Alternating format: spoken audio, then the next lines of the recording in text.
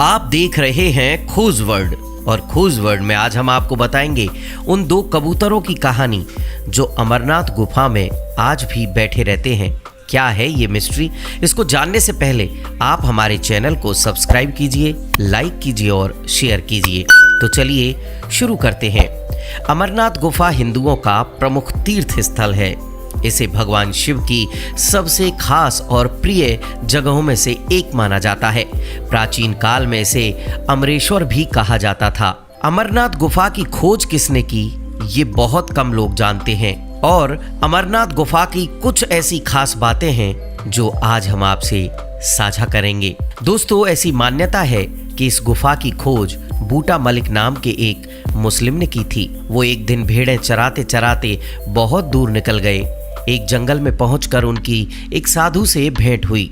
साधु ने बूटा मलिक को कोयले से भरी हुई एक कांगड़ी दे दी। घर पहुंचकर उसने कोयले की जगह सोना पाया तो वो बहुत हैरान हुआ। उसी समय वो साधु का धन्यवाद करने के लिए गया, परंतु वहां साधु को ना पाकर एक विशाल गुफा को देखा। उसी दिन से ये स्थान एक तीर्थ बन गया। अमरनाथ की गुफा का महत्व सिर्फ इसलिए नहीं है कि यहाँ बर्फ से प्राकृतिक शिवलिंग का निर्माण होता है। इस गुफा का महत्व इसलिए भी है कि इसी गुफा में भगवान शिव ने देवी पार्वती को अमरत्व का मंत्र सुनाया। मान्यताओं के अनुसार कोई और अमर कथा नहीं सुन ले, इसलिए भगवान शिव ने देवी पार्वती को कथा सुनाने से पहले सभी चीजों का परित्याग कर दिया। भगवान शिव जब पार्वती को कथा सुनाने जा रहे थे तब उन्होंने रास्ते में सबसे पहले पहलगांव में अपने नंदी का परित्याग किया। इसके बाद चंदनबाड़ी में उन्होंने अपनी जटा से चंद्रमा को मुक्त कर दिया। शेषनाग नामक झील पर पहुंचकर उन्होंने अपने गले से सभी सर्पों को उतार दिया। फिर श्री गणेश को उन्होंने महागुणस पर्वत पर छोड़ देने का निश्चय किया और अंत में पंचतरणी नामक स्थान पर पहुंचकर भगवान शिव ने पांचों तत्वों का परित्याग कर दिया। अगर आप अमरनाथ जाते हैं तो ये स्थान आप देख सकते हैं। शास्त्रों की मान्यता है कि माता पार्वती के साथ ही अमर कथा के रहस्य को शुक यानी तोता और दो कबूतरों ने सुन लिया था। ये शुक बाद में शुकदेव ऋषि के रूप में अमर हो गए। गुफा में आज भी कई श्रद्धालुओं को कबूतरों का एक जोड़ा दिखाई देता है जिन्हें अमर पक्षी माना जाता है। अमरनाथ गुफा के अंदर बनने वाला शिवलिंग पक्की बर्फ का बनता है, जबकि गुफा के बाहर मीलों तक सभी जगह कच्ची बर्फ ही देखने को मिलती है।